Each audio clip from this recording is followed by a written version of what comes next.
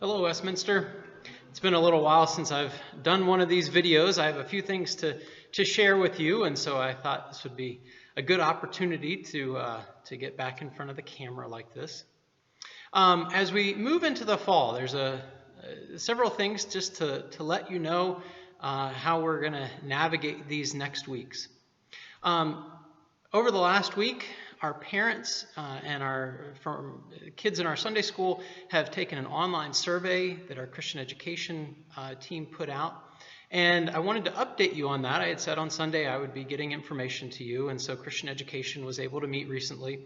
As we go into the fall, I think we're wanting to have an abundance of caution with the kids and in the feeling of the parents as well, to know that Sunday school, as we think about coming back, isn't going to happen in sort of the normal way with our Sunday school, particularly with the children, down in our preschool rooms as usual. Instead, we're going to have the Weisgerber family, Ashley Hughes, starting to produce some online Sunday school options. Now, one of these will be tuning in through Zoom, and I'll be sending out links so that on Sunday mornings that your young ones can zoom in and have some interactive ways to be with them, to learn about scripture passage, which will be the same that we're talking about in the Sunday service as well. But then we're also going to take some weeks to be able to produce a Sunday school lesson that's on YouTube that you can watch at your convenience as well. Now, right now, Christian education is sort of doing some planning based on availability and when folks will be around. But just to know that that's coming. Now, there probably will be also some ability, if you wanted to be in the building, that folks could be spread out as we Zoom with those at home. Just to know that that's an opportunity. We don't quite know what that looks like yet. Obviously, it would be in a large space where everybody is able to spread out and being safe.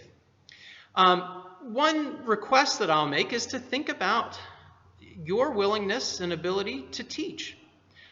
Maybe not a whole season or semester, but a lesson or two.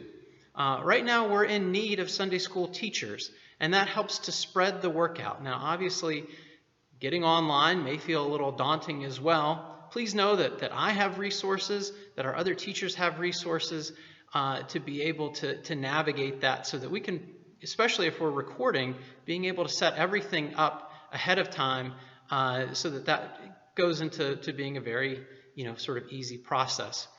So I want to invite you to consider and think about whether you may be willing or able to help our young people during a week, as we want to make sure that our children have the ability to learn about the gospel, to learn about Jesus Christ, to learn about God's story for them and their lives, and also to equip parents, because really the family is the main unit of Christian education as well. So we're hoping to be able to provide those resources. Now, as we go into the fall, Seneca Valley has delayed their school, and obviously that's going to throw families in a bit of a pickle in terms of getting reset and able to get everyone back in school. And just because of the pandemic and all of the busyness that's right now, we've obviously been worshiping at 10 a.m. on Sunday mornings, and through September, we're going to go ahead and continue that schedule. So Sunday school is not going to, at least for the children, is not going to be starting in September. Instead, what we're going to do is think about a start at the beginning of October. That World Communion Sunday, the first Sunday of October, will be kind of our time of regathering. And right now, we're going to continue to worship at our 10 o'clock time through September. Whether we want to reevaluate that for October, we'll see as that comes. But I just want to go ahead and let you know about that for your planning purposes and thinking about Sunday mornings, that we're going to continue at 10 o'clock through August and then through September as well.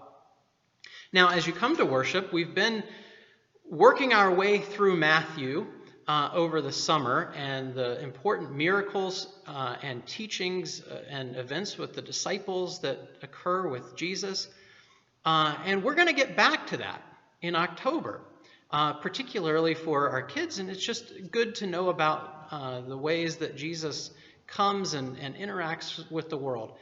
But for the next 6 weeks, I want to shift gears a little bit. We're still going to stay in the lectionary, but my idea is to take us to the book of Exodus. The lectionary is switching over to that book now from Genesis, and this is a good time to kind of jump on board, at least for 6 weeks. We're going to be learning about Moses and the story of God's people being delivered from Israel, or being delivered from Egypt, and then wandering in the wilderness. One of the ideas that I'm thinking about is how much of a wilderness this pandemic time is for us. What does it mean for us to be in unknown places, in unknown terrain and territory that feels so different than what we're used to? I wonder if God's story might be able to shed some light and give us some ideas and some encouragement as well along the way. And so for the next 6 weeks, I think it would be interesting for us to get into Exodus and learn a bit more about that story. So just to give you a heads up about that too. One last thing that I'll just kind of mention briefly is that, as we've gone through the summer, we've had our finance committee continuing to meet and to look at how we're doing as a church. I'm pleased to report that giving has continued through the summer. That our giving has continued since the pandemic began. Obviously, our worship patterns have changed, but your faithfulness and commitment to the ministry of Westminster Church has not changed. And so I am so grateful for your willingness and your commitment to our ministry. And my hope is that we'll continue to bring you more into the loop with kind of where things are at, but just to know that the faithfulness of this congregation has been strong. We have online giving options. Obviously, you can give in worship. You can put a stamp on an envelope and send that to us as well. But I'm just so pleased, and our finance committee is stunned as we look at our reports every month with just how faithful the members of this congregation are. And we're so pleased and proud about that as well, and encouraged as we continue through this uncertain time. So just to kind of share that as well. Okay, well, blessings to you on your day today, and whenever you're watching this. Obviously, we will regather on Sunday morning to begin our Exodus story. Moses comes into the world in a rather miraculous set of events, which will be interesting to dwell in. Also know that we would love to see you, if you're not in worship, to see you on YouTube, where our videos are being recorded. We have 2 cameras that are being ordered presently as we continue to update our video capacity and capabilities, and so we're looking forward to that over the coming weeks and months as well. So may God bless you and keep you during these days.